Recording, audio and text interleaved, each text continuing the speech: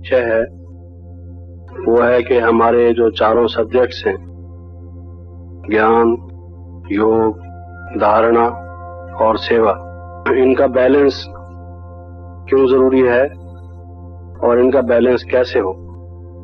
क्योंकि बाबा ने बहुत सी मुरलियों में कहा है कि बैलेंस इज ब्लिस।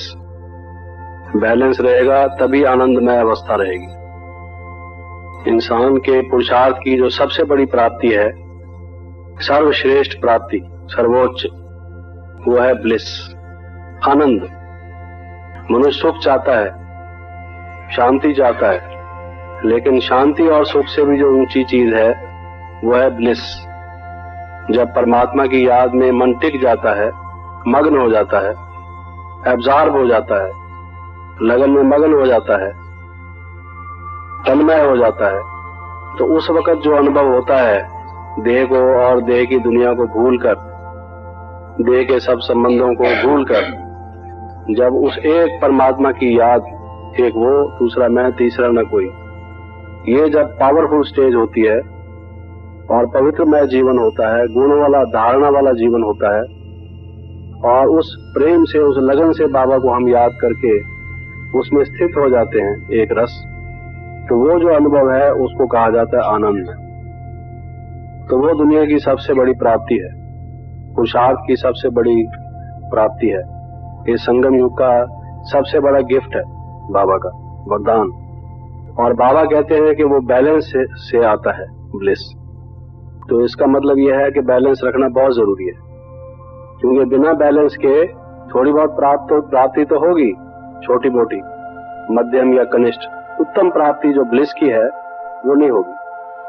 तो इन चारों सब्जेक्ट्स का बैलेंस, लेकिन चारों सब्जेक्ट्स जो हम कहते हैं, ज्ञान, योग इत्यादि, वास्तव में ये बड़े सिंपल शब्द हैं। अगर आप इनकी गहराई में जाएं तो इस ज्ञान में कई ज्ञान भरे पड़े।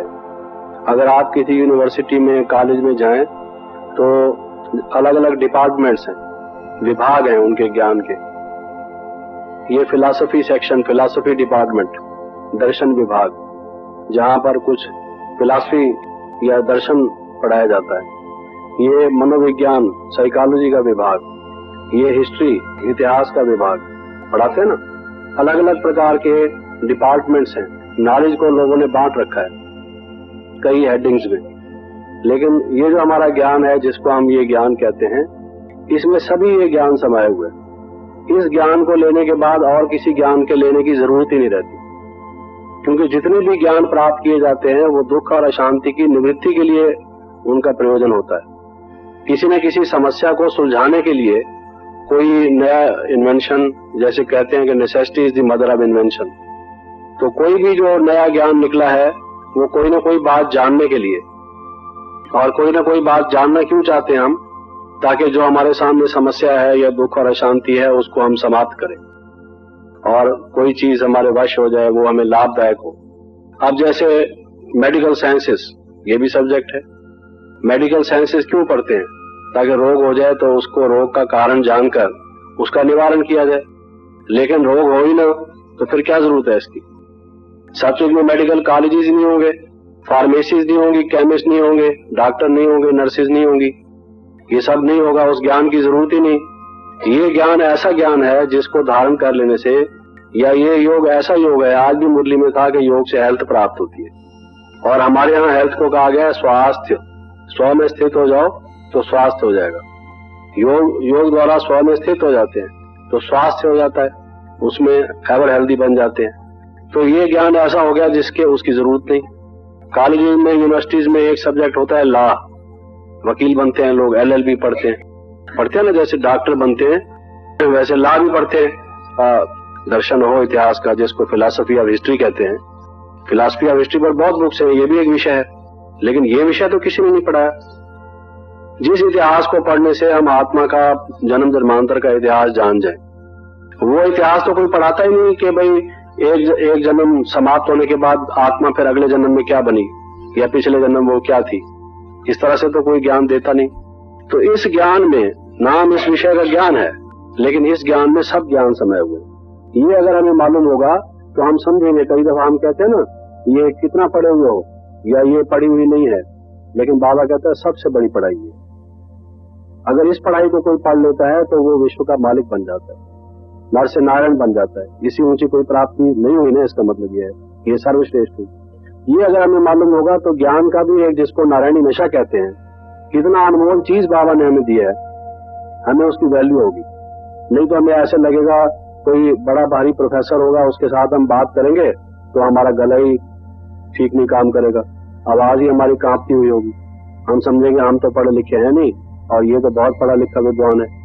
और अगर हम ये समझेंगे ठीक है ये अपने विषय का विद्वान है, हमने हारे पूरी गाड़ तो देना ही है, जैसे हमने आपको कल कहा, लेकिन जो पढ़ाई हमें बाबा ने पढ़ाई है ये पढ़ाई तो उसके पास है नहीं, ये सबसे श्रेष्ठ चीज तो ये है, तो फिर हमारे माइंड में सेल्फ कॉन्फिडेंस होगा।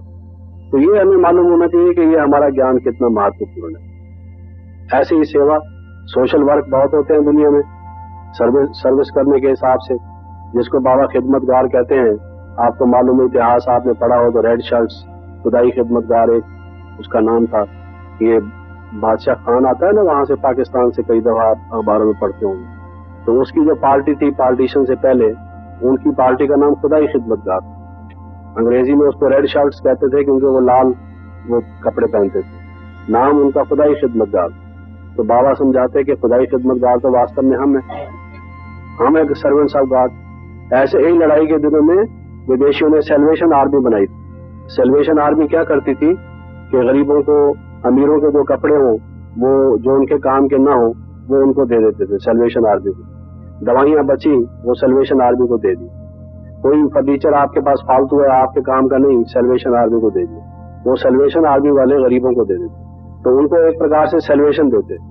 या कोई रोगियों की चिकित्सा करना, फर्स्ट एड देना, ये करते थे। लेकिन वो सैल्वेशन थोड़ी होती थी। सैल्वेशन का मतलब तो मुक्ति है, मुक्ति और जीवन मुक्ति मिल जाए। एक थोड़ी सी समय के लिए कोई चीज किसी को दे दी तो उससे सैल्वेशन थोड़ी होगी। तो वो लोग समझते थे कि बहुत बड़ी सोशल सर्विस कर रहे हैं ये सैल्वेशन आर्मी वाले। लेकिन हमारी जो सर्विस है इसमें फिर कभी सर्विस करने की जरूरत नहीं रहती, किसी को मांगने की जरूरत नहीं रहती, कोई मोहताज रहता ही नहीं। अभी जो लोग कहते हैं हैंडीकैप की सेवा करो, जो बेचारे लूले लंगड़े अपाहज हैं उनकी सेवा करो, अपाहज ही कोई नहीं रहता, गरीब भी कोई नहीं रहता, दुखी कोई नहीं रहता, रोगी कोई नहीं रहता। सोशल सर्विस तो ऐसी की जाए जिससे किसी भी प्रकार की समस्या हल हो जाए। तो ये सोशल सर्विस भी कितनी ऊंची प्रकार की है, जिसको बाबा स्पिरिचुअल सोशल सर्विस कहते हैं। तो तब हमें इसका भी महत्व जानना चाहिए। ऐसे ही योग का भी, ऐसे ही धारणा का भी। उसके विस्तार में हम नहीं जाते, क्योंकि जितनी भी वास्तव में धार्मिक संस्थाएं हैं, धार्मिक ग्रंथ हैं, वो धारणा कराना चाहते हैं, लेकिन कहीं भी कंप्लीट धारणा नहीं है। एक मिसाल, दो मिसालें दे दूं मैं विस्तार करने की बजाय, नहीं तो फिर टॉपिक अधूरा रह जाता है। जैसे मिसाल के तौर पर ब्रह्मचर्य की बात देखिए, किसी भी संस्था में चले जाइए, क्या कहेंगे? काम क्रोध लोभ नरक के द्वार है। भगवान ने कहा हे अर्जुन, काम क्रोध लोभ नरक के द्वार है।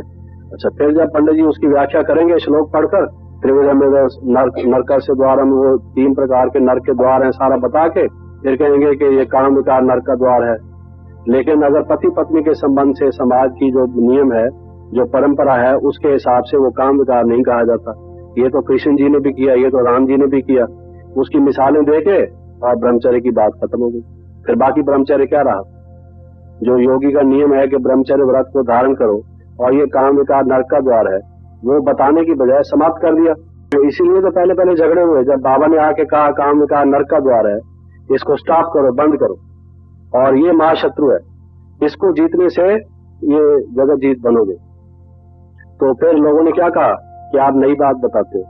अगर पहले से ही लोग बताते चले होते, लिखी हुई तो है गीता में और सब जगह, धार्मिक संस्थाएं तो बहुत बनी हुई है, लेकिन अगर यही बात वो सिखाते होते तो क्यों बिगड़ते और क्यों कहते कि आप नई बात बताते हो? इसका मतलब यह है कि उनको नहीं मालूम था, तभी तो कहते हैं नई बात बताते हो।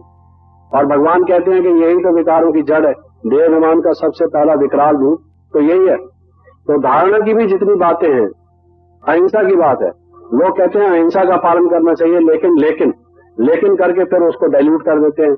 ऐसा हो तो फिर मारना भी चाहिए, ऐसा हो तो ये भी करना चाहिए, कहते हैं कि नहीं कहते? फिर वो सहनशीलता वगैरह सब खत्म हो जाती है। थोड़ा बहुत क्रोध करने में कहते हैं कोई आदमी नहीं तो बच्चे सिर पर चढ़ जाते हैं, बिगड़ जाते हैं। थोड़ा बहुत तो करना ही पड़ता है, मजदूर काम ही नहीं करते। तो इस तरह की बातें लेकिन बताकर, वो कहते हैं ना ifs mean no ifs, but mean no buts. ये जो बट और इफ बताकर कहते हैं ना, भाई विनाश होगा, उनसे पूछो विनाश होगा, इतने जो एटम बम बन गए हैं, ये हाइड्रोजन बम बन गए हैं, विनाश होगा? तो कहते हैं if there is a war, अगर लड़ाई हुई तो। But the question is if लड़ाई होगी कि नहीं होगी, ये भी तो साथ बताओ। हम तो ये पूछ रहे हैं, लेकिन वो ये बात कह देंगे, बात आप कहते हैं लेकिन अगर लड़ाई होगी तो, लेकिन हमारे ख्याल में लड़ाई होगी नहीं। तो आगे उनका दिमाग काम नहीं करता कि लड़ाई इतने सारे बम बना रखे हैं, ये कोई चूसने वाली गोलियां थोड़ी बना रखी हैं जो उसको हजम कर देंगे, ये बना किस लिए रखे हैं अरबों रुपया खर्च करके, ये उनकी बुद्धि नहीं चलती। तो ये जो हमारे चारों सब्जेक्ट्स हैं, ज्ञान, योग, धारणा और सेवा, ये शब्द तो इनके वही हैं जो प्रचलित भाषा के शब्द हैं, लेकिन इनमें अलौकिकता, इनकी महत्वता कितनी है, इस बात को आप समझने की कोशिश करें हर एक विषय को, कि इसकी तुलना अभी तक जो सोशल सर्विस है, अभी तक जो योग सिखाए जाते हैं, अभी तक जो धारणा बताई जाती है, अगर वो होती कहीं पर तो नर से नारायण बन गए होते, एक भी तो नहीं है। बाबा ने यही तो कहा कि जब इस धर्म का जो जड़ है, जो वृक्ष की शाखें रह जाती है, और जब इस आदि सनातन देवी देवता धर्म का तना ही नहीं रहता, उसकी रूट ही नहीं रहती, तब आके फिर से इसको लगाता है, इसकी स्थापना करता है। इसका मतलब वो सिर्फ मूर्तियां बनी रहती है मंदिरों में, देवी देवता तो कोई भी नहीं है। इसलिए आदि सनातन देवी देवता धर्म ना कह के आदि सनातन धर्म कह दिया, क्योंकि देवी देवता कोई है नहीं, और यह हिंदू कह दिया। तो ये चारों सब्जेक्ट्स का पहले हमारे माइंड में जो एक व्यापकता है, इसका जो स्वरूप है, विस्तृत स्वरूप, व्यापकता मैं उस भाव से नहीं कह रहा हूं परमात्मा सर्वव्यापक जिसको कहते हैं, इसका जो स्कोप है, जो इसकी वाइडर सेंस है, विस्तृत जो इसको विशालता जो इसकी हम कह दें, वो अगर हमारे सामने रहेगी तो हम इसके महत्व को पूर्ण रूप से समझेंगे कि हम क्या कर रहे हैं, क्या हमारा पुरुषार्थ है। अब इसमें एक एक सब्जेक्ट को हम देखें। मिसाल के तौर पर आप सेवा को ले लें पहले, क्योंकि हमने देखा है कि अभी जो लहर है सब तरफ जो चलती है, कोई 1 मास का भी भाई बहन जो क्लास में चलने लगता है तो उसको भी सेवा का शौक तो लग जाता है कि सेवा करूं। बाबा का योग ही ऐसा है कि जो योग में बैठता है उसको कोई ना कोई टचिंग, कोई ना कोई प्रेरणा ऐसी मिलती है कि कोई ना कोई प्रकार की सेवा करूं। तो सेवा का तो वैसे तो जो बच्चा पैदा होता है वो कुछ टाइम के बाद, भाषा सीखने के बाद बोलना सीखना जानता है, लेकिन यहाँ पर तो ज्ञान बोलना शुरू हो जाता है, 2 मास का बच्चा भी बोलना जान जाता है। तो ये जो हमारा सेवा का एक है, ये समझिए कि इंस्टीट्यूशन की ड्यूटी है, जो और कहीं नहीं, किसी ने और नहीं सिखाई कि ज्ञान लेके औरों को देना शुरू कर दो। लोग तो समझते हैं कि एक गुरु है जिसको मंत्र देने का अधिकार है, बाकी सब हजारों की तादाद में तो चेले हैं, सिर्फ उनका काम सिर्फ सुनना है, सुनाने का अधिकार नहीं है उनको, वो किसी के कान में मंत्र नहीं पूछ सकते। जो गुरु जी हैं उनको ही आप दक्षिणा दो, नारियल और पताशे और उनकी मालाएं चढ़ाओ, चरण उनका अमृत लो, और फिर उसके बाद गुरु जी जो है अगर उनकी कृपा हुई वो आपको मंत्र दे देंगे कान में, वो भी ताकि दूसरा कोई सुन न ले, वो आउट ना हो जाए, नहीं तो फिर बाकी लेने कौन आएगा। और बताना नहीं किसी को, ये उसको वर्जित होता है बताना, ये देख लीजिए। और यहाँ बाबा कहते हैं जाओ मेरे मत भक्तों को ज्ञान दो, मेरे भक्तों को ज्ञान दो, बच्चे सेवा करो। तो सेवा होने से कितना विस्तार हुआ है, और संस्थाओं के जो इतने लोग आते हैं उनमें एक तो उनकी धारणा नहीं इतनी ऊंची, जिसकी वजह से ज्यादा संख्या आती है, सस्ता सौदा है।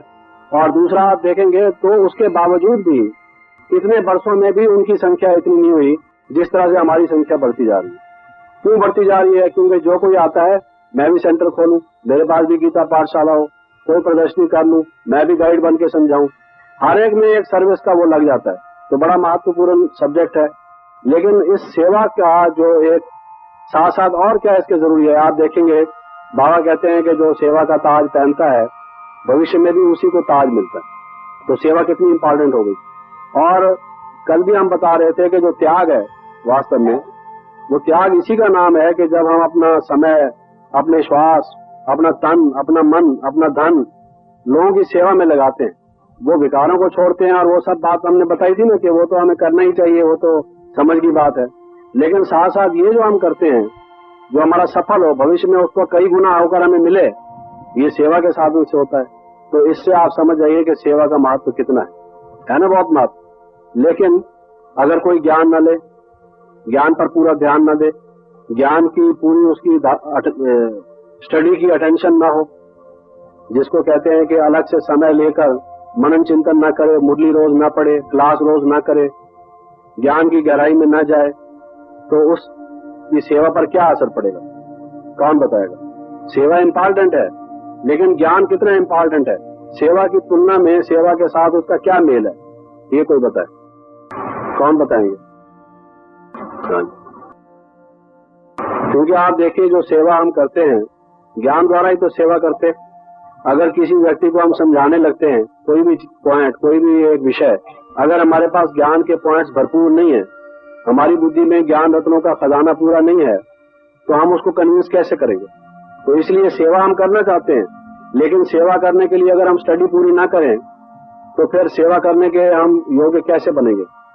तो इसलिए कोई जो जिसको शौक है कि मैं सेवा करूं, अगर ज्ञान का शौक उसको नहीं है तो सेवा में भी उसकी पूरी सफलता नहीं होगी। पूरा उसको ज्ञान पर अधिकार न होने से किसी को कन्विंस नहीं कर पाएगा। ठीक बात है कि नहीं?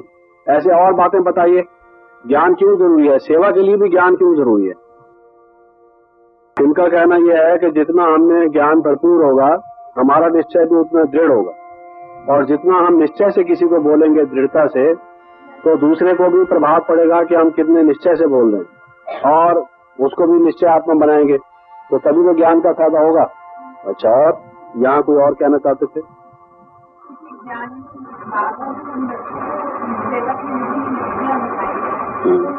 जैसे मिसाल दो, उसको क्या युक्तियां बताइए?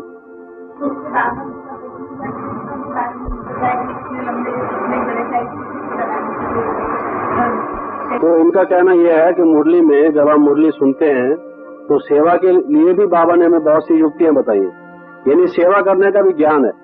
एक तो ठेठ ज्ञान है, आत्मा क्या है, परमात्मा क्या है, सृष्टि चक्र क्या है, इसकी आयु क्या है, इसको भी हम ज्ञान कहते हैं। लेकिन सेवा का भी ज्ञान चाहिए, बल्कि मम्मा तो कई दफा कहती थी कि ज्ञान का भी ज्ञान चाहिए। जैसे कल बात निकल रही थी ना कि त्याग का भी त्याग तो ज्ञान का भी ज्ञान चाहिए। ज्ञान का ज्ञान क्या है, अभी उसकी बात हम नहीं करते, टू मच में नहीं जाते अभी इस समय, नहीं तो बाकी विषय रह जाएगा। लेकिन भाव यह है कि बाबा कई दफा जो हमें डायरेक्शन देते हैं, बच्चे जो चित्र बनाओ उस पर लिखो शिव भगवान वाच, जो भी बात कहोगे उसके साथ साथ बोलो शिव बाबा कहते हैं, शिव बाबा कहते हैं, नहीं तो वो समझेंगे इनकी मनुष्य की मत है। ये आपकी जैसे ढाल है, जब आप कहेंगे कि ये हमने नहीं बताया, हमें भी शिव बाबा ने बताया, परिचय तो हमने यही देना है ना। अच्छा, चित्र भी समझाओ प्रदर्शनी में, सबसे पहला कौन सा चित्र समझाओ? अन्य का परिचय दो, अन्य और बे का। कितने ज्यादा चित्र लगा देते हो और सारी प्रदर्शनी, सारा मेला उसको एक ही दम समझा देते हो। हाथी से भी डबल किसी का सिरो दब कहीं समझ पाए। बेचारे मूंझे हुए लोग हैं और उनको इतना सारा विस्तार दे दोगे तो वो हजम भी नहीं कर पाएंगे। जैसे किसी को एक ही दिन में 4 दिन का खाना खिला दो तो क्या उसका नतीजा होगा? तो बाबा ने सेवा के भी हमें जो विधि विधान है, जो उसका तरीका है, अच्छा सेवा भी करो तो किस तरह से सेवा करो, आपकी भाषा में कितना मिठास हो और आत्म दृष्टि हो और अपनी स्थिति पहले ठीक हो, उस रुहाब और रूहानियत से सेवा करो। तो ये भी तो सेवा का भी ज्ञान है। ज्ञान सुनेंगे नहीं और सेवा करने चल पड़ेंगे, उसका नतीजा क्या होगा? तो ये सेवा का भी ज्ञान हमें तभी मिलेगा जब रोज हम मुरली सुनेंगे, और जो बाबा की मुरली से प्रेरणा प्राप्त करके हम सेवा में लग जाते हैं, उसमें सफलता भी होती है, क्योंकि बाबा की प्रेरणा से हम वो सर्विस करते हैं, बाबा की मदद मिलती है, बल एक आ जाता है। अच्छा, और कौन बताएंगे?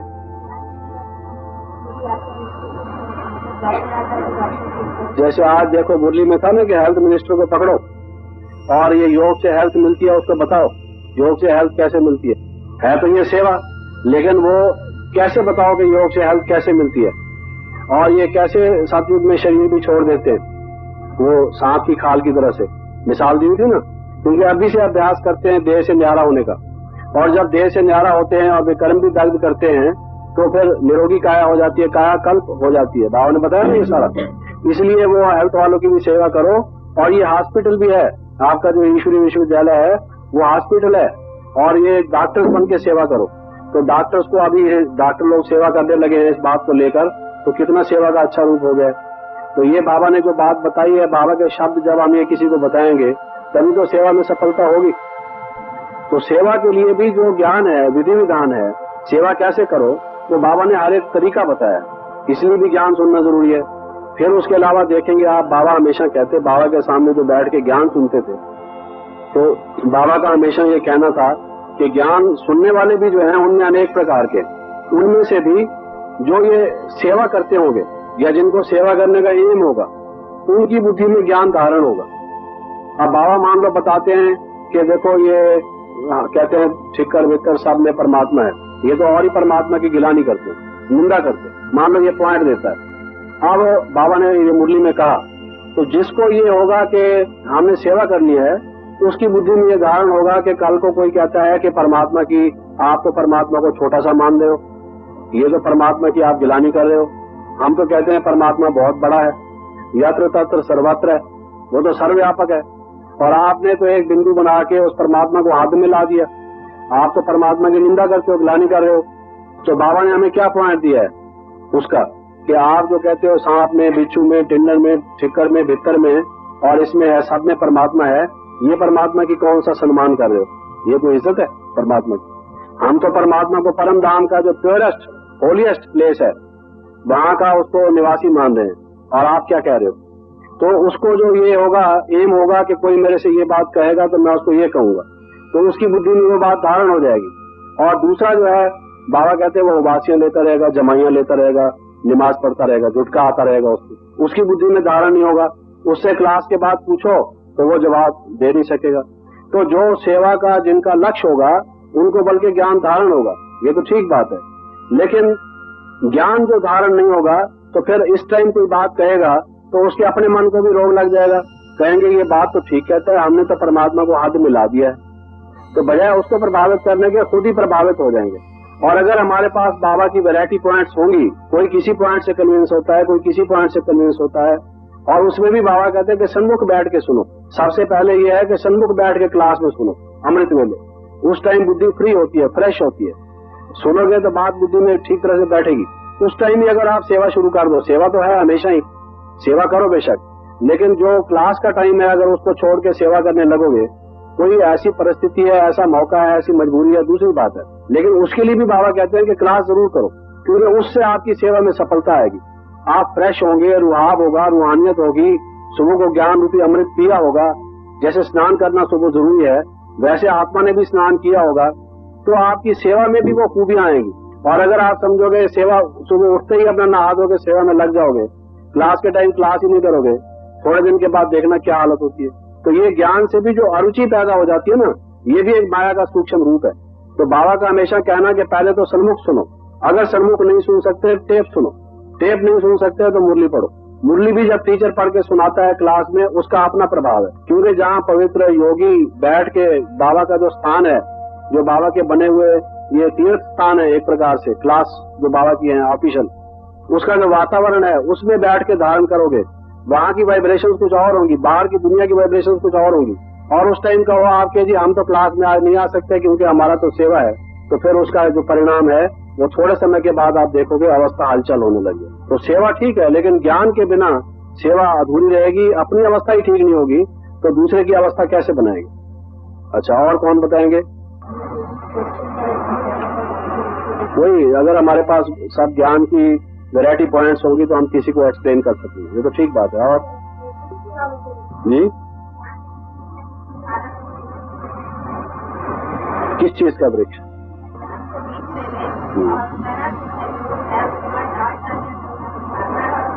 कैसे? ज्ञान की कोई पॉइंट या ज्ञान की बात बताकर कि कैसे इससे वृक्ष निकला?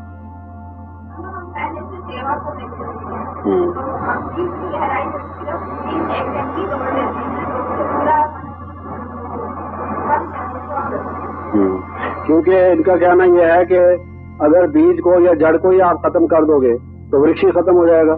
अगर बीज बना रहेगा या बीज परिवर्तित हो जाएगा वृक्ष रूप में, तो फिर उसके आम रूपी फल आप खाते रहो बेशक, फिर अगले साल फिर आम आएंगे, फिर आम आएंगे, उसका लेते रहो। तो ये जो सारा बाकी सब्जेक्ट्स हैं, एक प्रकार से इनका कहना यह है कि वो ज्ञान रूपी बीज के फल है, क्योंकि ज्ञान का निखार है, ज्ञान उसमें फलीभूत होता है, विकसित होता है। ये भी एक ठीक बात है। लेकिन कोई कहता है बाबा ने तो कहा है कि आप सेवा में अपनी हड्डी हड्डी दो। बाबा की बहुत सी मुरलियों में आता है ना, जो हड्डी देख, बाबा कहते हैं फरिश्ता वो है जिसकी हड्डियां नहीं है। तो हड्डियां तो हमारी हैं, फिर हम फरिश्ता बनेंगे कैसे? तो हड्डियां कैसे छोड़े हम? बाबा कहते हैं कि ये हड्डियां जो हैं ये सेवा में दो। अब हड्डियां निकाल के सेवा में कैसे दें बताइए? और फिर जैसे निकली तो बाबा जब सेवा का इतना महत्व बताते हैं, फिर हम ये अगर कभी ऐसा मौका हो, हम कहेंगे ठीक है ज्ञान तो ले लेंगे, पहले तो सेवा करें, क्योंकि फरिश्ता बनना है हमको और हड्डी हड्डी हमको देनी है। अगर हड्डी हमारी बची रही तो ज्ञान से तो हड्डी हम देंगे नहीं, हड्डी तो सेवा से देंगे। तो कोई सेवा का महत्व बताते हुए कहता है कि ये सेवा ही प्रधान है, सेवा ही मुख्य है। और बाबा मुरलियों में भी कहते हैं, जब बाबा हमेशा क्लास के बाद उठते तो सर्विसेबल बच्चों पर पत्र भी जब बाबा का लिखना होता था तो बाबा ये कहते हैं सर्विसेबल बच्चों पर। तो सर्विस की विशेषता है। यहाँ दैवी परिवार में भी जिसका परिचय दिया जाता है यही दिया जाता है कि इसने इतनी सेवा की, इतने सेंटर खोले, ये है, ये सेवा की बात बताई जाती है। तो फिर इतना हम ज्ञान को क्यों महत्व दें, क्यों ना सेवा को महत्व दें, जब सेवा का ताज लेने से ही भविष्य का ताज मिलेगा और सेवा द्वारा ही हड्डियां हम देंगे, रिश्ते बनेंगे और सेवा ही बाबा कहता है सर्विसेबल बच्चे मुझे प्रिय हैं। तो फिर ज्ञान एक दफा समझ लिया, मैं आत्मा हूँ, परमात्मा की संतान हूँ, ज्योति बिंदु, विस्तार रोज रोज क्या जरूरत है। वही तो बातें होती है मुरली में कि आप आत्मा हो, आपका ऐसे वो उत्थान पतन की कहानी ये है। जिज्ञासु भी क्लास में कहते हैं कि ये तो रिपीट होता है, वही की वही बात होती है, तो इसकी क्या जरूरत है, कौन बताएगा इसको? हैं? भूल जाते, ये तो हमारे दिमाग की कमजोरी हुई ना, उसके लिए तो माजून खाना चाहिए हैं? इसलिए रोज रोज सुनने की जरूरत है, क्योंकि जो जन्म जन्मांतर से देह अभिमान का संस्कार बना हुआ है और जो हमेशा लौकिक शिक्षा में भी, एजुकेशन में रिवीजन होता है, रिकैपिचुलेशन होता है, पढ़े हुए को बार बार दोहराया जाता है। जब तक वो माइंड में सेट ना हो और हमारी याददाश्त का वो एक आवश्यक अंग ना बन जाए, तब तक हम उसको बार बार रिपीट करते हैं। तो बाबा भी हमें रिपीट कराता है। अच्छा ठीक है, रिपीट ही तो कराता है, एक दिन हमने रिपीट ना किया तो क्या हुआ, कल फिर कर लेंगे उसको।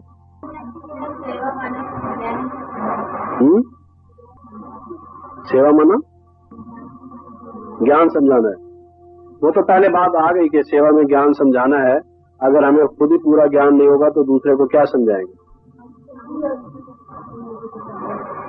वही पॉइंट्स होंगे तो इजीली समझा सकेंगे ना। कुछ और भाव है आपका? भाई मनोहर बहन का कहना है कि जो पीछे बैठे हैं वो भी कुछ बताएं, वो सिर्फ ऑब्जर्वर्स के तौर से पार्टिसिपेंट्स बने ना।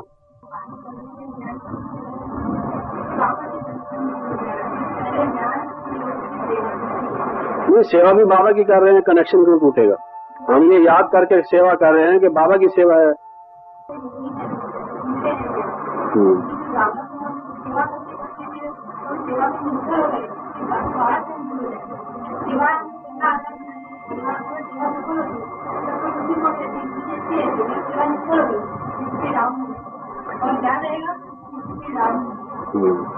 क्योंकि अपनी स्थिति बनी रहेगी तो सेवा भी हम ठीक तरीके से कर सकेंगे, ये बात पहले आ गई है। अच्छा, फिर ज्ञान के अलावा योग क्यों जरूरी है सेवा के लिए? क्योंकि हमने तो सभी सब्जेक्ट्स का बैलेंस देखना है ना। सेवा में लग गए हम, और फिर योग क्यों जरूरी है वो ज्ञान के विषय में देखेंगे। अभी सेवा के बारे में बताओ भाई। मैं नाम सबके जानता नहीं ना, मुझे ये डिसएडवांटेज है, तो आप लोग खुद ही। हाँ आप बताइए, थोड़ा ऊंचा बोलिए ताकि सब सुन सके, शक्ति रूप धारण करके। जो वो गजगोर करना या शंख ध्वनि करना जिसको कहते हैं ना शक्तियों का, वो करो।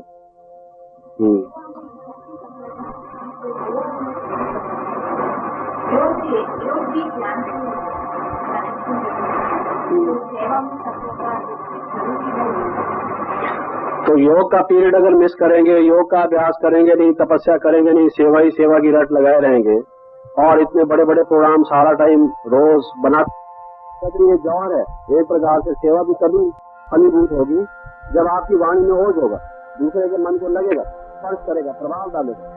तो सिर्फ सेवा की बात नहीं, योग भी साथ साथ जरूरी है। तो योग के बिना अगर हम सेवा करते हैं तो वो एक लौकिकता हो जाती है, उसमें अलौकिकता नहीं आती, वो रूहानियत नहीं आती। और हमारी सेवा तो रूहानी है, सोशल सर्विस नहीं, स्पिरिचुअल सोशल सर्विस है। तो इसलिए योग जब तक हम न करें, हमें बाबा ने क्या कहा हुआ है कि सत्य की सृष्टि को स्थापन करते हैं, नई दुनिया बनाते हैं। नई दुनिया कैसे बनाते हैं? नई दुनिया बनाना हमारे सेवा का लक्ष्य हुआ, लेकिन वो बनाते कैसे हैं? ज्ञान बल, पवित्रता बल और योग बल। अब जो स्थापन होगी वो होगी इसी से। तो इसलिए योग बल, योग का अध्ययन, योग की शिक्षा, योग का प्रैक्टिस हमारे लिए जरूरी है, नहीं तो उसके बिना ये नहीं होगा।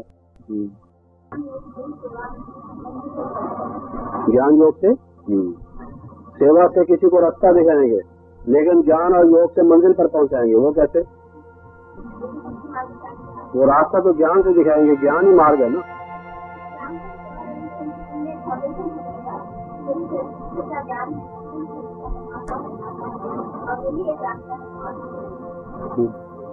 क्योंकि बाबा कहते हैं जब आपकी स्थिति अच्छी होगी तो किसी को साक्षात्कार भी हो सकता है, और आपको स्वयं भी नए नए अच्छे अच्छे पॉइंट की टचिंग होगी। अगर बाबा से कनेक्शन होगा तो ऐसे ऐसे जो उस व्यक्ति को चाहिए पॉइंट, जो उसको अपील करे। ज्ञान की बातें तो बहुत सारी हैं, लेकिन इस टाइम इस व्यक्ति को कौन सी बात कहनी चाहिए, तो बाबा उसकी जन्म पत्री को जान के हमें जो टच करेंगे तो आप देखेंगे कि वो फिट बैठेगी बात उसकी। तो सेवा के लिए भी जरूरी है कि हम योग युक्त हों, और योग युक्त अगर हम तभी होंगे जब हम स्वयं योग के टाइम योग का अभ्यास करेंगे, उसका बैलेंस रखेंगे। अगर सेवा का पलड़ा भारी हो जाएगा एकदम और योग का पलड़ा एकदम हल्का हो जाएगा, बैलेंस बिगड़ जाएगा, तो नतीजा ये होगा कि योग के सब्जेक्ट में वीक हो जाएंगे।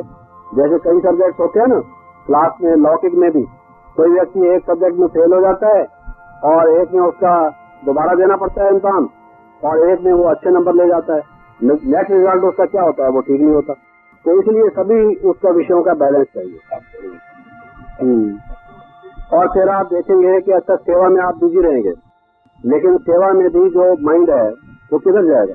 अगर ज्ञान होगा तो ज्ञान का मनन चिंतन करेंगे, और अगर माइंड खाली होगा, खाली दरवाजे खुले हों और घर कोई किसी का खाली हो, तो उसमें चूहे बिल्ली सब आवारा गाय वगैरह सब आके अपना शेल्टर लेने लगते हैं। तो जो भी ये हमारा ज्ञान अगर हमारी बुद्धि में नहीं होगा तो मनन चिंतन हम क्या करेंगे, बुद्धि में फिर वेस्ट थाट्स आएंगी, नेगेटिव थाट्स आएंगी। इसलिए भी सेवा के क्षेत्र में अगर हम जाते हैं, ज्ञान हमारे लिए जरूरी है। अब धारणा की बात करते हैं कि सेवा हम करते हैं तो धारणा उसके लिए कैसे जरूरी है। तो आप देखेंगे कि वैसे ही लोग कहते हैं, अगर मान लीजिए किसी में कोई सेवा करता है और उसका अपनी लाइफ अच्छी नहीं है, तो लोग क्या कहते हैं, उस व्यक्ति के लिए क्या कहते हैं कि स्वयं की धारणा तो है नहीं। ये तो जैसे कि पंडित है, कहते हैं ना, पंडित की मिसाल बाबा क्यों देते हैं। जैसे पिछले दिन कोई बता रहे थे ना कि वो एक पंडित की मिसाल थी कि उसने कहा कि एक माता ने कि मुझे नदी पार करके आना जाना पड़ता है, उसने कहा कि राम नाम लेते हुए तुम पार हो सकती हो। तो जब एक दिन उसने निमंत्रण दिया, उसने कहा पंडित जी चलो, उसने कहा भाई नाव तो है नहीं और नदी चढ़ी हुई है, कैसे चलूंगा। तो उसने कहा कि राम नाम लेते हुए मैं भी वैसे जाता हूँ। तो उसने तो वैसे ही क्या दिया था, तो फिर क्या नतीजा निकला था उसको। तो उसको कहते हैं कोरा पंडित, औरों को कहना और खुद उसको कर नहीं सकना, उसका नतीजा क्या हुआ। तो इसलिए बाबा का हमेशा ये कहना था कि जो अगर सिर्फ मान लीजिए सेवा करते हैं और धारणा अपने जीवन में है नहीं, प्रैक्टिकल में लाते नहीं, तो वो एक पंडिताई एक प्रकार से होगी, तो दूसरे पर भी उसका प्रभाव क्या पड़ेगा। और आप क्या देखते हैं, बाबा कहते हैं कि स्वयं आप एग्जाम्पल बनो, और कहावत मशहूर है कि example is better than precept. जो अपनी लाइफ का जो नमूना हम लोगों के सामने पेश करते हैं, बाबा कहते हैं एग्जाम्पल और सैंपल जो बनता है, जैसे कोई माल बेचता है तो उसके सैंपल को देखकर खरीदता है।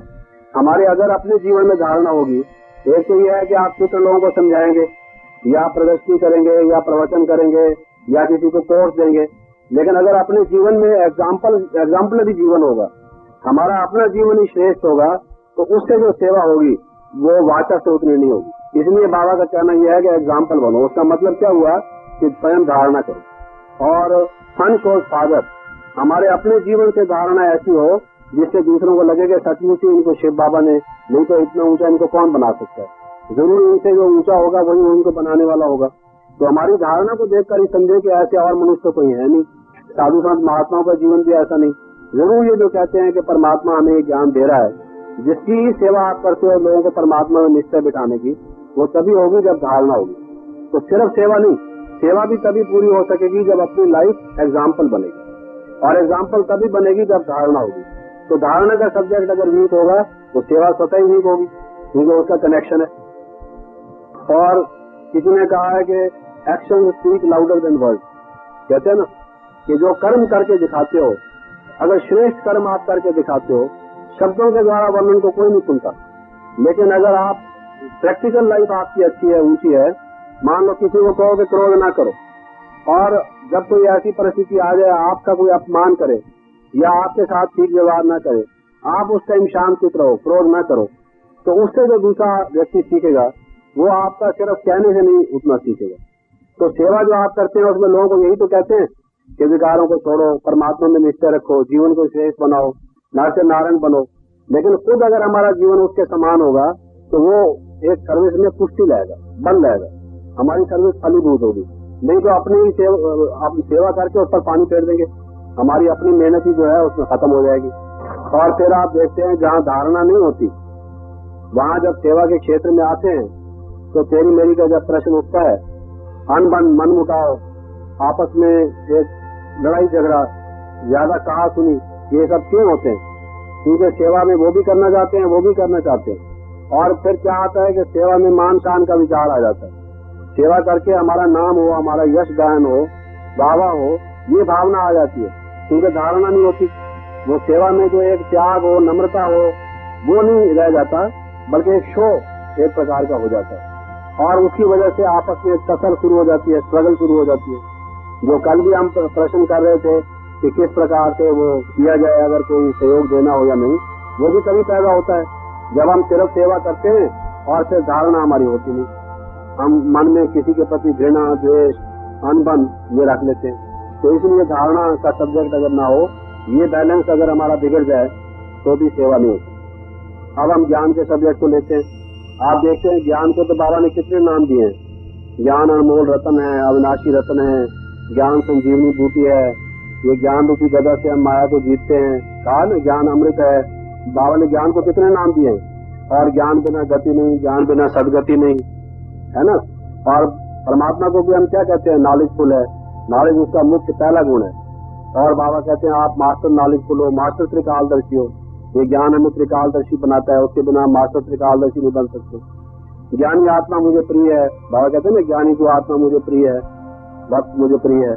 तो ज्ञान की कितनी बाबा ने महिमा की हुई है, ज्ञानी आत्मा की या ज्ञान धारण करने वाले की। इसलिए ज्ञान बहुत इंपॉर्टेंट है। लेकिन अगर कोई समझे क्लास की ज्ञान सुना और घर चल दिए और कुछ सेवा भी नहीं करनी, धारणा पर भी ध्यान नहीं, योग भी अभ्यास नहीं करते, सिर्फ ज्ञान ही ज्ञान के लिए वो एक उसका सेमिनार करना, कॉन्फ्रेंस करना, डिस्कशन करना, लिखना पढ़ना, अध्ययन करना, मूल्यों को रिवाइज भी करना, ज्ञान धारण करना, ज्ञान को सुनना। लेकिन वो नेमीनाथ जैसे होते हैं ना, भाई मुरली सुनी और बस वो नियम पूर्वक क्लास में आना और मुरली जैसे ही समाप्त हुई और चप्पल पहना और चल दिए। तो ये ज्ञान जो सिर्फ एक ज्ञान पर ही अटेंशन और सब्जेक्ट पर अटेंशन नहीं, ज्ञान के उनसे कोई भी पॉइंट पूछो तो बता देंगे, क्लियर कर देंगे, बुद्धि तेज है, बात को समझते हैं। लेकिन योग कहेंगे हमारा योग तो पूरी तरह से लगता नहीं, हल्का सल्का योग है, जो विकर्मों को दग्ध करने वाला, संस्कारों को बदलने वाला है, वो उसकी योग की स्टेज नहीं। या धारणा जिस प्रकार से होनी चाहिए, क्योंकि सेवा के फील्ड में आते नहीं, संघर्ष के क्षेत्र में उतरते नहीं और उन परीक्षाओं में से पार होते नहीं, धारणा भी पक्की होती नहीं। किसी ने कोई बात कह दी तो महसूस कर गए, ज्ञान में भी आना छोड़ दिया फिर बाद में। तो ज्ञान के साथ साथ ये योग, धारणा, सेवा ये क्यों जरूरी है, इनका बैलेंस क्यों जरूरी है? ज्ञान के लिए मैंने बाबा बताया कि बाबा क्या कहते हैं, कितनी महत्वपूर्ण चीज है। लेकिन ज्ञान के साथ ये कैसे जरूरी है, कौन बताए? ज्ञान के साथ योग का क्या कनेक्शन है? ज्ञान के लिए योग कितना कैसे जरूरी है, कौन बताएगा?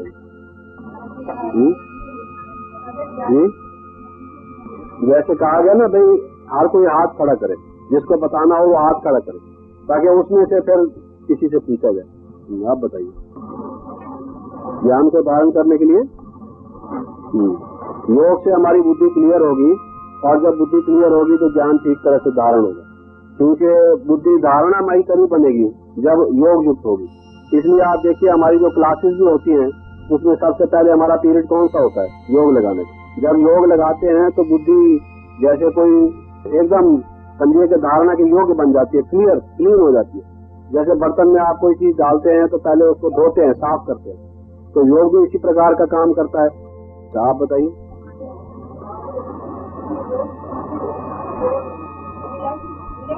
क्योंकि ज्ञान जो हमने बुद्धि में धारण किया तो वो तो एक प्रकार की ज्ञान जो है वो नॉलेज, उसका रियलाइजेशन जब होता है तभी ज्ञान को हम गहराई से और स्पष्ट रूप से समझते हैं। मैं आत्मा हूँ, ज्योति बिंदु हूँ, ये ज्ञान हमने धारण किया। लेकिन वो आत्मा और ज्योति बिंदु का रियलाइजेशन करना वो योग से होता है। और अगर हमने योग ना अभ्यास किया, सिर्फ बुद्धि से समझ लिया, तो इंटेलेक्चुअली बुद्धि से तो हमने समझा, समझने मात्र हुआ, अनुभव उसका नहीं हुआ। अनुभव पक्ष जो उसका है वो योग से परिपक्व होगा, और जब हम योग से उसका अनुभव करेंगे तो ज्ञान की जड़ें मजबूत होगी। ज्ञान में स्ट्रेंथ, ज्ञान में मजबूती तभी आएगी, उसमें निश्चय हमारा तभी पूर्ण होगा, और लोगों को कहने में भी हमारे मन में बल तभी आएगा जब हमने उसका अनुभव किया होगा, उसको रियलाइज किया होगा। और अनुभव तभी किया होगा जब हमारा योग होगा।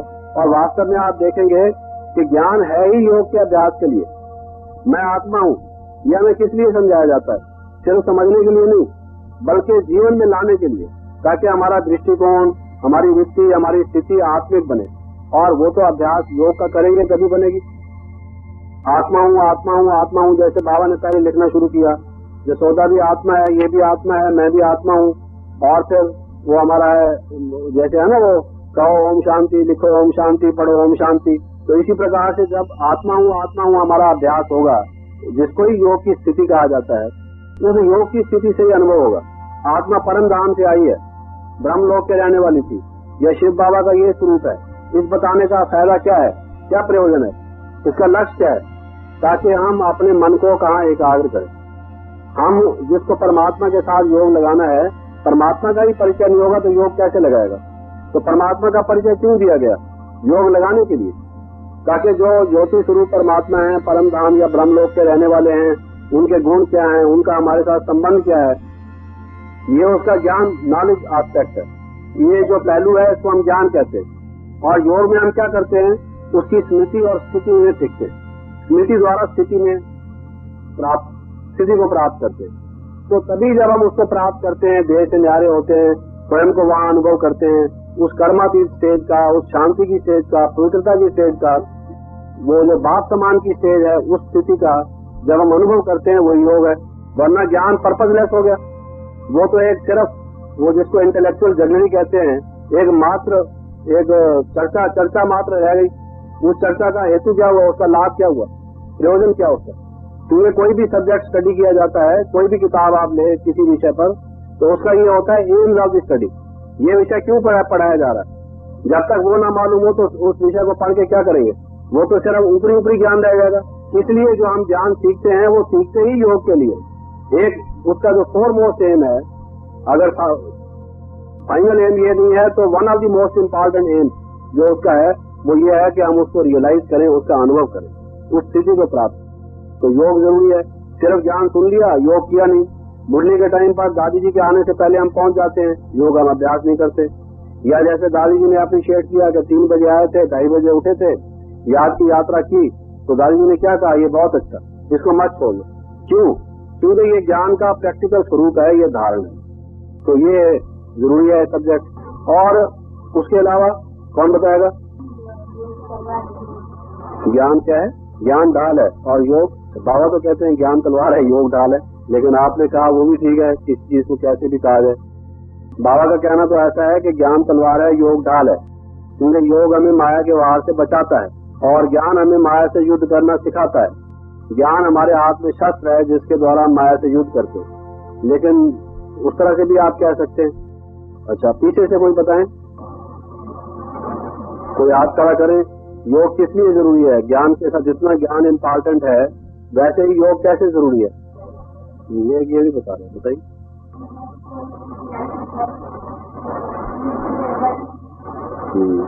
ये तो जो सेवा का विषय आया था उसमें बताया गया था कि सेवा का योग के साथ क्या संबंध है। अगर सेवा ही सेवा की जाए, योग ना किया जाए, तो सेवा फलीभूत नहीं होती, सेवा इफेक्टिव नहीं होती, प्रभावशाली नहीं होती। तो इसका ये सेवा से संबंध हुआ इसमें। हाँ जी,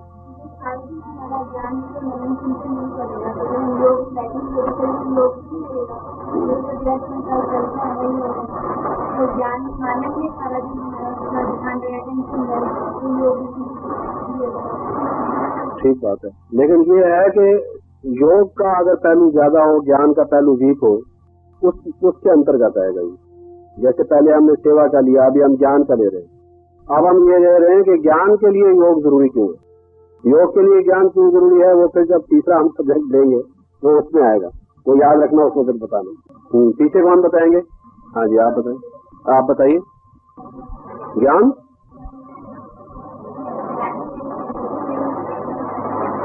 तो तो योग जो है वो विकर्म दग्ध करने के लिए जरूरी है, लेकिन ज्ञान के साथ उसका क्या कनेक्शन है? ये तो योग के लाभ हैं, इसमें कोई संदेह की बात नहीं, हर कोई इस बात को समझता है, ये ठीक बात है। अगर हमने सिर्फ ज्ञान पर ही जोर दिया, योग का अभ्यास नहीं किया, तो ज्ञान से विकर्म तो दग्ध होंगे नहीं, विकर्म तो योग से दग्ध होंगे। ज्ञान से हमारी बुद्धि क्लियर हो जाएगी, हमें लक्ष्य का परिचय हो जाएगा, हम कौन है, कहाँ से आए हैं, हमें क्या पुरुषार्थ करना चाहिए, ये हमने जान लिया। ज्ञान तो एक जानकारी है, लेकिन अगर उस जानकारी का साथ साथ हम जो योग मैंने बताया कि ज्ञान योग के लिए है, योग नहीं लगाएंगे तो विकर्म दग्ध होंगे नहीं। ज्ञान से तो विकर्म दग्ध बाबा ने कहा नहीं कि होते हैं, बल्कि योग की भी जो मोस्ट पावरफुल स्टेज है, जो अग्नि योग की प्रज्वलित हम करते हैं, विकर्म तो उससे दग्ध होते हैं। और कौन बता रहे थे तो? वो कैसे?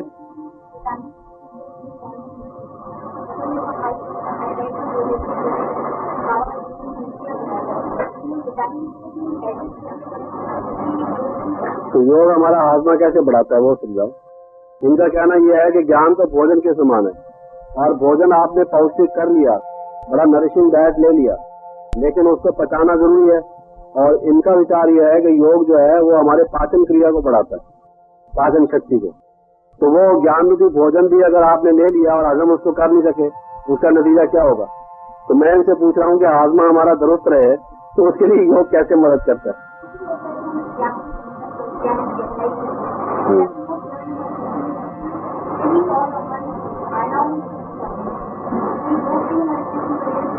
क्योंकि देखिए डाइजेशन में क्या होता है, जो भोजन हम स्थूल रूप से या लिक्विड में या सॉलिड में हम लेते हैं, अल्टीमेटली जब वो हजम होता है, उसका रस बन के हमारे रक्त में, हमारे खून में उसको शामिल होना पड़ता है, तभी वो शक्ति का रूप धारण करता है।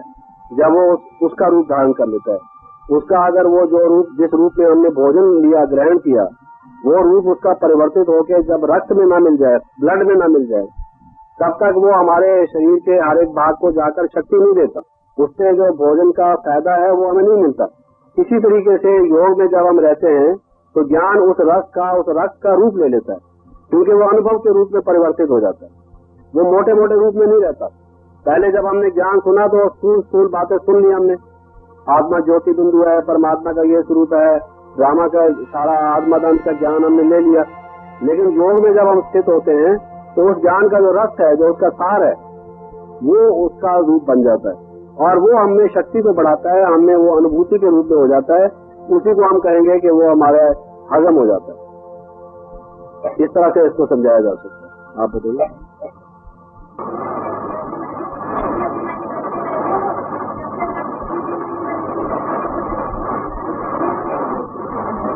ठीक बात है, ये पहले भी बात आई है, लेकिन फिर इन्होंने थोड़ा और रूप देकर उसको समझाया है।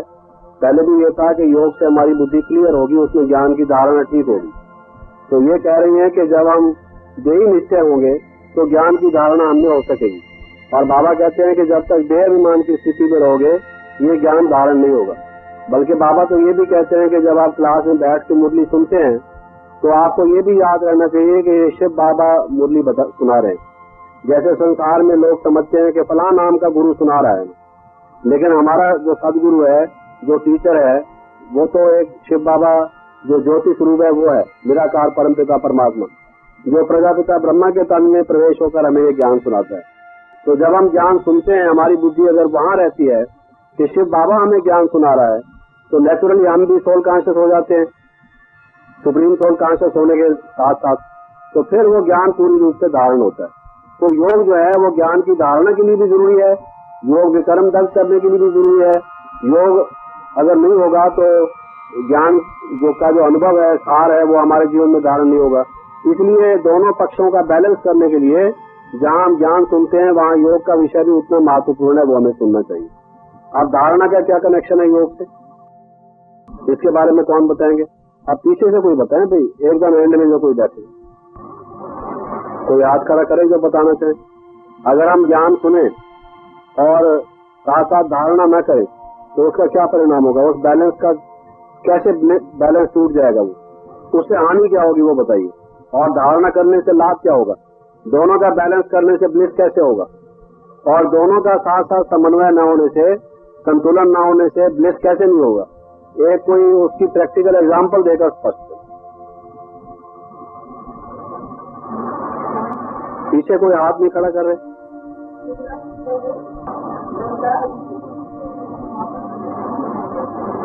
कौन बताएंगे? अच्छा, आप बताइए। या तो पीछे वालों को आगे बिठाए तब कुछ हो, है? हाँ जी।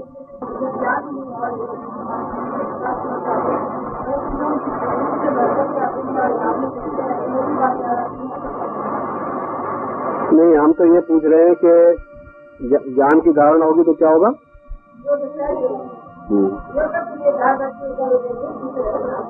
नहीं, मैं ये पूछ रहा हूँ कि ज्ञान का धारणा के साथ क्या संबंध है, और बिना धारणा के ज्ञान कैसे एक ब्लिस नहीं देने वाला होता। जैसे मिसाल के तौर पर आप देखिए कि हमें ड्रामा का ज्ञान दिया गया कि ये सारा जो कल्प की कहानी है, मनुष्य सृष्टि का जो इतिहास है, सतयुग के आज से लेकर कलयुग के अंत तक, ये क्या है, ये ज्ञान दिया गया हमें। सतयुग, त्रेता, द्वापर, कलयुग में आत्मा 4 स्टेजेस में से कैसे पार होती है, बताया गया ना, ये ज्ञान है। साथ साथ ये बताया गया कर्म की गति क्या है, कर्म अकर्म विकर्म क्या है, ये हमें बताया गया। अब ये ज्ञान हो गया। अब इस ज्ञान को धारण करेंगे तभी तो हम सहनशील बनेंगे। फिर ड्रामा के पट्टे पर हम खड़े होंगे। ड्रामा को अगर समझा है हमने तो उसका धारणा का हिस्सा ये है, ज्ञान को धारणा के साथ अगर हम कनेक्ट नहीं करेंगे और ये जो ड्रामा का राज हमने समझा कैसे रिपीट होता है, उसको धारणा में हम नहीं लाएंगे, ये भूल अगर हम करेंगे तो कल्प रिपीट होगी। अगर हमें ये धारणा में आ जाएगा तो हम उस भूल को फौरन स्टॉप कर देंगे कि ओहो, ये तो इसका इतना बड़ा दुष्परिणाम होगा, खराब इतना इसका परिणाम होगा जो कल्प रिपीट होगा। ब्रेक लगा देंगे ना। कोई भी संकल्प आता है कि ये तो हमारा एक नेगेटिव कर्म बन जाएगा। इसी तरीके से कर्म की गति जब हमने जानी कि जैसा कर्म हम करते हैं उसका वैसा फल हमें मिलता है, तो इसका भाव क्या हुआ। अगर हमारे जीवन में कोई उतार चढ़ाव, कोई ऐसी परिस्थिति आती है, तो जब हम ये याद करते हैं कि हमारे ही किए हुए किसी कर्म का फल है, और फिर हम ये समझते हैं कि ड्रामा का अंत होने से अब ये आखिरी विदाई दे रहे हैं, आखिरी सलाम कर रहे हैं, हमारा कर्मों का हिसाब किताब चुकता हो रहा है, ये चुकता होने का टाइम है, तो हमें खुशी होती है कि हमारा बोझ हल्का हुआ, हमारा कार्य चुका। तो ये जो हमने ज्ञान दिया कर्मों की गति का और ड्रामा का, ये इन दिव्य गुणों को धारण करने के लिए लिया ताकि हम निश्चिंत बने, दुखी ना हो, अशांत ना हो, क्या भी परिस्थिति आए अपनी स्वस्थ स्थिति को बनाए रखें। और अगर ये धारणा हम नहीं करते तो फिर उस ज्ञान का प्रयोजन क्या हुआ, समझे ना आपने। तो जब भी कोई ज्ञान की पॉइंट हम सुनते हैं, हम ये जानने की कोशिश करें कि उसका इसके साथ, धारणा के साथ क्या संबंध है। अगर उसका धारणा के साथ संबंध हमने नहीं सुना, समझा, तो ज्ञान अधूरा रह गया, वो बैलेंस नहीं हुआ पूरी तरह से, और वो ज्ञान का लाभ हमारे जीवन में पूरा नहीं होगा। जैसे मैंने बताया कि ज्ञान हमने सुना, मैं आत्मा हूँ, परमात्मा की संतान हूँ, और उस स्थिति में हम नहीं रहे, योग नहीं लगाया, तो उस ज्ञान का फल नहीं मिला, वो ब्लिस नहीं मिलेगा, वो ज्ञान जो है वो आनंदवर्धक नहीं होगा। इसी प्रकार से ड्रामा का ज्ञान आपने ले लिया, कर्मों की गति का ज्ञान तो ले लिया, कर्म कर्म विकर्म क्या है, लेकिन विकर्म कर दिया। या कोई अगर कर्मों का फल दुख के रूप में पुराने किसी कर्म का फल आया और ये नहीं समझा कि मेरे ही कर्मों का फल है, ये चुकता हो रहा है, तो अशांति हो जाएगी, दुख हो जाएगा, ब्लिस तो नहीं होगा। ये ज्ञान से ब्लिस तभी आएगा जब धारणा भी साथ होगी, जब योग भी साथ होगा, जब इनका बैलेंस होगा। सिर्फ ज्ञान ही ज्ञान बुद्धि में रहेगा, धारणा का रूप वो धारण नहीं करेगा, योग का रूप वो नहीं लेगा, तो फिर वो ब्लिस नहीं होगी। स्पष्ट हुई ये बात सबको कि नहीं? ऐसी कोई मिसाल दीजिए कि धारणा और ज्ञान का क्या संबंध है, और बिना धारणा के ज्ञान कैसे अधूरा है, और बिना धारणा के ज्ञान कैसे ब्लिस हमें नहीं देगा। आप बताइए, कुछ और सोचने, हाँ आप बताइए, कैसे मिसाल दीजिए।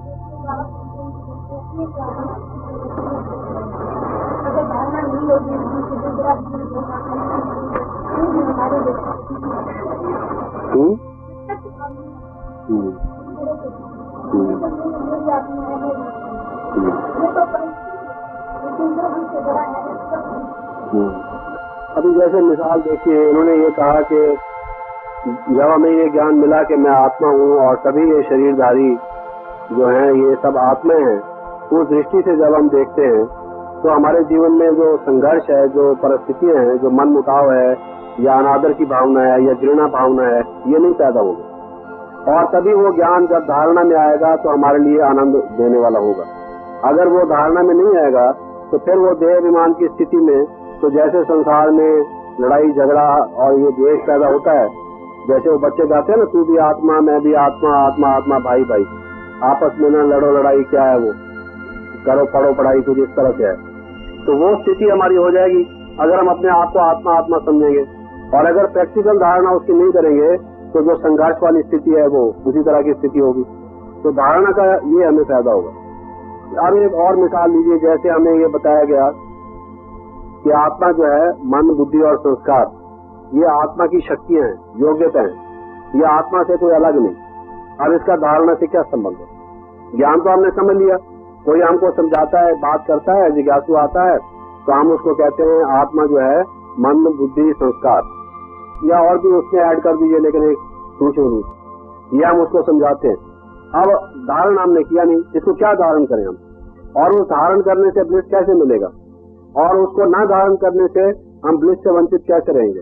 इसकी मिसाल दीजिए, इसको एक्सप्लेन कीजिए कि मन बुद्धि और संस्कार ये आत्मा से अलग नहीं है, ये कोई प्रकृति के नहीं है जैसे लोग कहते हैं, ये आत्मा ही की योग्यता है ना।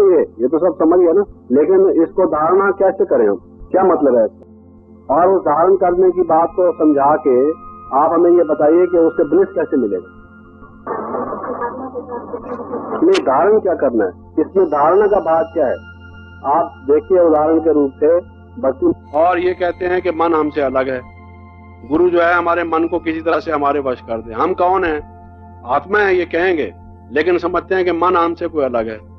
जब तक वो ये समझे बैठे हैं तो कहते हैं कि आत्मा निर्लेप है। जो लेप छेप लगता है वो मन बुद्धि को लगता है, और आत्मा तो सदा ही एक रस है, निर्लेप है। और हम ये समझते हैं कि आत्मा ही पतित बनती है, आत्मा ही पावन बनती है, महान बनती है, और अब हम पतित बन चुके हैं। ऐसा नहीं कि मन तो पतित बन चुका है और हम तो निर्लेप हैं, दोष सारा मन के ऊपर लगाया हो। अब हम इसलिए अपने आप को पावन करने की कोशिश करते हैं, तो मन वश करना आसान हो जाता है। और अगर उसको अलग समझ के किसी चोर के पीछे भागते रहो, वो आगे आगे और आप उसके पीछे पीछे भागते चलो, मन की तो भाग बहुत तेज है। और अगर आप ये समझते हैं कि किसको वश करना है, हम खुद ही तो हैं, ये दूसरा तो कोई है ही नहीं, तो कितना सहज हो जाता है। जो लोग कहते हैं कि मन को वश करना बहुत कठिन है, माइंड कंट्रोल इज इम्पॉसिबल, और हम कहते हैं कि सहज है। और वो जब हम ये बात समझ लेते हैं तो पावन बनना शुरू कर देते हैं, विषय विकारों को हम जीतना, उनको निकालना शुरू कर देते हैं। इसी तरह से संस्कार है। कोई भी आदमी होगा ऊंचा ऊंचा बोलेगा, झगड़ा करेगा, उससे कहो, कहेगा जी जब बात खत्म हो जाएगी कहेगा बुरा नहीं मनाना, मेरी आदत ही ऐसी है। वो समझता है बस आदत कह के छूट जाऊंगा, मेरा आवाज ऐसा है, मेरे बोलने की आदत ऐसी है, मेरा तरीका ऐसा है। तो आदत ऐसी है तो उस आदत को बदलें, इस चीज को वो नहीं समझते। तो हम जब समझते हैं कि ये संस्कार हमारे हैं और ये अभ्यास से बनते हैं, जो कर्म बार बार रिपीट किया जाता है वो संस्कार बन जाता है, अपना प्रभाव छोड़ जाता है। अब हम बार बार उसका जो पवित्र कर्म है करेंगे, कंट्रोल करेंगे उसको, तो फिर हमारा अच्छा संस्कार बन जाएगा। और अगर हम यही कह के टाल देंगे कि हमारी तो आदत ऐसी है, हमारा नेचर ऐसा है, हमारा स्वभाव ऐसा है, तो फिर वो उसका पुरुषार्थ कब शुरू होगा? उस नेचर को बदलेंगे कैसे? उस नेचर को आज बदलना शुरू करेंगे तो अभ्यास करते करते वो वीक हो जाएगा और एक दिन वो संस्कार हमारा छूट जाएगा। फिर योग से भी हम मदद करेंगे तो वो संस्कार मिट जाएगा। फिर हमारा नया जो दैवी संस्कार है, जो हमारा गुणात्मक संस्कार है, वो बन जाएगा। तो हमने ही वो गुण धारण करने हैं। आत्मा ये पहले गुणवान थी, इसमें दिव्य गुण थे, अब उनका प्रायलोप हो गया है। ये बात जब हम नहीं समझते तो हमारी धारणा में नहीं आती। तो ज्ञान धारणा में लाने के लिए है। ये जो हमने समझा कि मन बुद्धि संस्कार अलग नहीं है, ये हमारे ही योग्यता हैं, तो हमने अपनी उन योग्यताओं को ठीक प्रयोग करना है, ठीक तरह से इस्तेमाल करना है, जो पहले हम गलत इस्तेमाल कर रहे हैं। अगर ये धारणा आ गई, हमने संस्कार चेंज करने शुरू कर दिए, मन को प्रभु में, शिव बाबा में लगाना शुरू कर दिया, बुद्धि में ज्ञान धारण शरण करना शुरू कर दिया, आत्मा को पावन बनाने में हम लग गए, तो ब्लिस मिलेगा, आनंद मिलेगा। और अगर हम यही कहते रहे, हे प्रभु मैं तो दास हूँ, नीच हूँ, मेरा मन तो काबू आता नहीं, आप ही किसी तरह से मेरी मुट्ठी में इसको काबू करके डाल दीजिए, तो वो कभी भी नहीं होगा। चाहे कितनी उम्र भी कोशिश करते रहिए, जो वो तेल निकालने की मशीन होती है ना, गाड़ी जिसको कहते हैं, उसमें जाकर रेत डाल दो, वो कोलू का बैल लगा रहे जन्म जन्मांतर, उसमें से तेल निकलना नहीं, क्योंकि रेत में तो तेल है नहीं, तेल तो तिलों में से निकलेगा। तो जब तक ये ठीक पुरुषार्थ ना किया जाएगा, जिसमें जो चीज होगी उसके वो चीज नहीं ली जाएगी। तो ये जो ज्ञान है इससे तो तिलों का तेल निकलेगा। और वो जो दूसरा ज्ञान दिया गया है वो है ही, जिसको बाबा कहते हैं घासलेटी ज्ञान, या वो है ही एक रेत, एक प्रकार से मिट्टी, धूल और छाई जिसको बाबा कहते हैं। तो उससे तेल निकलेगा क्या? कुछ भी प्राप्ति होने वाली नहीं, वो तो सिर्फ एक ख्याली पुलाव है। तो ये सारी बातें धारणा की हैं। ज्ञान जो हमें सिखाया जाता है वो या तो योग लगाने के लिए, या वो बुद्धि को क्लियर करने के लिए, या वो धारण करने के लिए। अगर आपने ज्ञान ले लिया, धारण किया नहीं, ज्ञान ले लिया, योग लगाया नहीं, ज्ञान ले लिया, उसमें निश्चय करके स्थित हुए नहीं, ब्लिस नहीं मिलेगा, वो बैलेंस नहीं होगा। वो सिर्फ ज्ञान ही ज्ञान एक बुद्धि पर बोझ बन के रह जाएगा। कई जैसे वो कहते हैं ना, गधे पर किताबें लाद दो, शास्त्र, वेद, गीता, उपनिषद सब लाद दो, तो गधा कोई गाय थोड़ी बन जाएगा, गधा तो गधा ही रहेगा। वो उसके ऊपर तो और ही बोझ हो गया, वो शास्त्रों का क्या लाभ होगा उसको। ऐसे ही वो सारा ज्ञान हमारे सिर में और ही गर्मी पैदा करेगा अगर उसको हमने हजम नहीं किया, धारणा में, योग में जीवन बनाया नहीं। और फिर बाबा कहते हैं ये ज्ञान भक्तों को दो। अगर वो ज्ञान हम सेवा में नहीं लाएंगे, ये जो हमारा ज्ञान है ये सिर्फ हमारे परिवर्तन के लिए नहीं, ज्ञान का सेवा के साथ भी संबंध है। वो कहते हैं ये ज्ञान देने से बढ़ेगा, ये ऐसा धन है देने से खुटेगा नहीं, कम नहीं होगा, देने से बढ़ेगा। जब आप किसी की सेवा करेंगे तो आपको नए नए पॉइंट टच होंगे, बाबा आपकी मदद करेगा। और ये ज्ञान सिर्फ स्व परिवर्तन के लिए नहीं है, विश्व परिवर्तन के लिए है। बाबा ने केवल इसलिए नहीं दिया कि आप ही मुक्ति और जीवन मुक्ति प्राप्त कर लीजिए। ये तो कंजूस का लक्षण है, जो पैसा अपने बगल में बांध के रख ले, किसी का दान ना करे। बाबा तो कहते हैं कि आप महादानी हो, वरदानी हो, इसका दान करो ज्ञान का, इससे ही आपकी प्रजा बनेगी। भविष्य का राज आपका इसी सेवा पर निश्चित है। तो ये ज्ञान, इसका सेवा से भी संबंध है। अगर आप इस ज्ञान को धारण कर लें, आपको बिल्कुल ब्लिस नहीं होगा। मैं आपको गारंटी से कहता हूं, आज आपके जो ज्ञान है, आप 1 महीना सेवा ना करो, आप देखो ज्ञान सड़ जाएगा, उसमें नवीनता ही नहीं आएगी। जिसको बाबा कहते हैं वो खड़ा हुआ तालाब हो जाएगा, वो बहने वाली नदी नहीं होगी, वो पतित पावनी नदी नहीं होगी, दूसरों को नहीं करेगी वो स्वच्छ, क्योंकि वो खड़ा हो जाएगा, उसमें वो काई आना शुरू हो जाएगी, वो ज्ञान आपका फलीभूत नहीं होगा। तो ये जितना दान करोगे, जैसे एक जोत से दूसरी जोत जगती है, ऐसे ही जब इसको आप दान करोगे वो बढ़ेगा। बाबा सोचेगा कि ये औरों को देता है, इस बच्चे को मैं और दूं। आपको सुनाते सुनाते पॉइंट टच होंगे। और फिर जो लोग आपसे प्रश्न करेंगे, जब आप उनको सुनाएंगे, उन प्रश्नों को जरूर आपको भी उत्तर देना पड़ेगा, तो बुद्धि चलेगी। नेक्स्ट टाइम अगर उस टाइम नहीं समझ में आता, तो फिर किसी से पूछोगे, सोचोगे, विचारोगे कि ये प्रश्न इसका था तो ठीक, मैंने जवाब इसको अनुकूल तो नहीं दिया। जैसा इसका जबरदस्त फोर्सफुल प्रश्न था, वैसा मैंने पावरफुल इसको उत्तर नहीं दिया, इसके लिए और पॉइंट कोई होने चाहिए। तो उससे क्या होगा कि ज्ञान में वृद्धि होगी। जो प्रश्न है वो ज्ञान को खींचने वाले हैं। समझो जैसे दूध गाय को दोहा जाता है, तो प्रश्न जो होते हैं वो ज्ञान को दोहने वाले हैं, ज्ञान निकलता है उनसे। आप किसी से पूछते हो, किसी की बुद्धि में ज्ञान हो, जैसे आप, पानी तो है टूटी में, टूटी आपने खोली तो पानी आने लग जाता है, तो उससे बाल्टी भर के आदमी काम ले लेता है। इसी प्रकार से प्रश्न जो है वो ज्ञान का आह्वान करते हैं, ज्ञान उनसे आता है, निकलता है। तो जब आप किसी को समझाएंगे तो आपके मुख से रतन निकलेंगे। और अभी तक जो मुख से हमारे पत्थर और कंकर निकलते आए, हमारी बुद्धि में भी वो परिवर्तन नहीं आया, ज्ञान ने उछल नहीं की, मंथन नहीं हुआ, वो कैसे होगा? सेवा से। तो ज्ञान का सेवा से भी कनेक्शन हुआ। अगर सिर्फ ज्ञान पर जोर दोगे, ज्ञान का सब्जेक्ट आपका प्रधान होगा, मुरली सुन के घर चले जाओगे, पॉइंट्स नोट करके रख दोगे, उसको योग में अभ्यास नहीं करोगे, उसको धारणा में नहीं लाओगे, उसके द्वारा सेवा नहीं करोगे उस धन से, तो वो ज्ञान से ब्लिस नहीं होगा।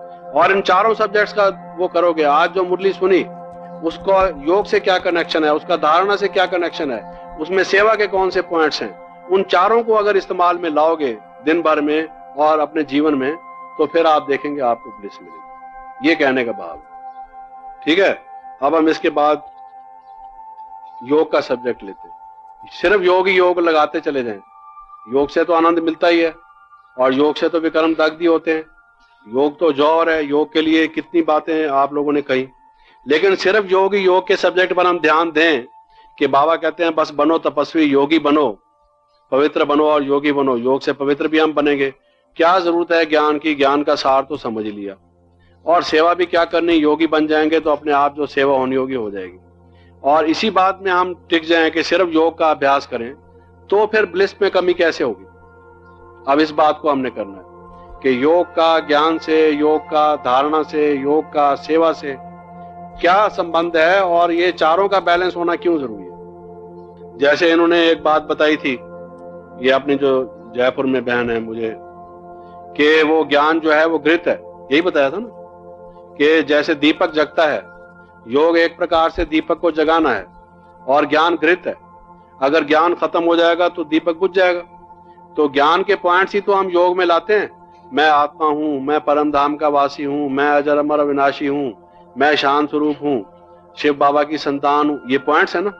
ये घी आप डालते जाते हैं तो योग रूपी अग्नि प्रज्वलित होती जाती है। अगर ये प्रेम में, क्योंकि जो घी है, घी या चिकनाट, चिकनाट को भी स्नेह कहते हैं। जो हिंदी और संस्कृत का शब्द स्नेह है, अगर स्नेह का आप किसी शब्दकोश में अर्थ देखें डिक्शनरी में, तो ये जो चिकनाहट है, चिकनाहट को भी स्नेह कहते हैं। जो चिकने पदार्थ होते हैं उनको स्निग्ध पदार्थ कहते हैं। और जो लव है, प्रेम है, इसको भी स्नेह कहते हैं। तो ये जो घी है, इसको कहा गया है ज्ञान, अगर सिर्फ ज्ञान होगा वो एक घास के समान हो जाएगा, लेकिन ज्ञान के साथ अगर प्रेम है, उस शिव बाबा के प्रति हमारे सब संबंध जोड़कर, तभी वो घृत है। और वो ज्ञान रूपी घृत जब हम डालेंगे तो ये योग रूपी अग्नि प्रज्वलित होगी, ददकेगी। वो तपस्या की स्टेज तभी आएगी जितना प्रेम आप उसमें डालेंगे। वो कहते हैं ना, जितना गुड़ डालोगे उतना मीठा होगा। तो योग आपका अग्नि उतनी प्रज्वलित होगी जितना उसमें प्रेम होगा। और प्रेम से तो तन्मयता होती ही है। आप देखते हैं कि जब कोई कलाई करने वाला आता है, या लोहार है या सुनार है, जब वो अग्नि को प्रज्वलित करता है तो क्या करता है, उसके पास एक धोंकनी होती है ना, ऐसे ऐसे करता है जिससे वो हवा जाती है, हवा से अग्नि और भड़कती है। आजकल तो पंखा चला देते हैं बिजली का या किसी और साधन से। पुराने जो जमाने के लोग थे वो तो आपको मालूम है उससे करते थे। लेकिन कहने का भाव यह है कि जैसे वो अग्नि धधकाने के लिए धोंकनी है जिसको वो दबा के हवा से उसको भड़काता है, ऐसे ही योग की अग्नि भड़काने वाली, जो प्रज्वलित करने वाली चीज है, वो प्रेम है, योग है। और वो योग क्या नाम है, स्नेह है। वो प्रेम और स्नेह ज्ञान युक्त, क्योंकि भक्ति मार्ग में भी प्रेम करते हैं, लेकिन परमात्मा के साथ क्या संबंध है, उसका क्या परिचय है, वो उनको पूरा मालूम नहीं। अब जैसे मीरा ने सिर्फ गिरधर गोपाल कह दिया, सूरदास ने सिर्फ उसके बाल रूप की बात कह दी, तो सारे संबंध हमारे परमात्मा के साथ हैं। और टीचर और सदगुरु की तो बात ही किसी ने नहीं की। अगर की भी सही तो वो गा डाला सिर्फ तुम्हें माता च पिता तुम्हें, लेकिन वो परमात्मा है कौन उसका पता नहीं था। अब वो परमात्मा का पता भी हो, परिचय भी हो, उसके धाम का भी परिचय हो, उसके साथ साथ संबंध भी हो, और फिर वो प्रेम हमारा एक पराकाष्ठा पर हो, हाईएस्ट डिग्री पर हो, फिर हमारा योग देखिए कैसे लगेगा। तो ये ज्ञान जो है वो घृत का काम करेगा हमारी योग रूपी अग्नि प्रज्वलित करने में। और अगर हम समझें कि ठीक है योगी तो बनना है, और आखिरी जो हमारा स्टेज की जो प्राप्ति है, जो डिपेंड करता है फरिश्ता बनो या बिंदु रूप स्थिति को धारण करो, ये तो योग से ही होगा।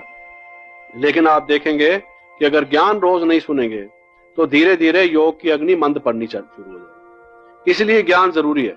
नहीं तो बाबा यही कह देते कि ठीक है अब ज्ञान तो सारा सुना दिया आपको। बाबा क्या कहते हैं, जब तक जीना है तब तक ये ज्ञान रूपी अमृत पीना है। ये क्लास जो है हमारा एक जीवन है, ये हमारी न्यू लाइफ है जिससे रोज हमें मिलती है। तो जिसको बाबा कहते हैं कि अगर किसी का मुरली से प्यार नहीं तो बाबा से प्यार नहीं, क्योंकि ये मुरलीधर बाबा है और हर एक बच्चे ने मुरलीधर बनना है। तो अगर ज्ञान हम नहीं लेंगे तो हम दूसरों को मुरली पर नए नए साज कैसे सुनाएंगे। तो ये ज्ञान हमारे लिए जरूरी है, सिर्फ योग नहीं। सिर्फ योग होगा ज्ञान नहीं होगा तो समझो कि एक टांग पर जैसे कोई खड़ा हो, जैसे सर्कस में कोई चलता है एक पहिए पर साइकिल के, वैसे ही हो जाएगा, बैलेंस नहीं रहेगा उसका, टिल्ट हो जाएगा, फिर वो आखिर ज्यादा देर तक चल नहीं पाएगा।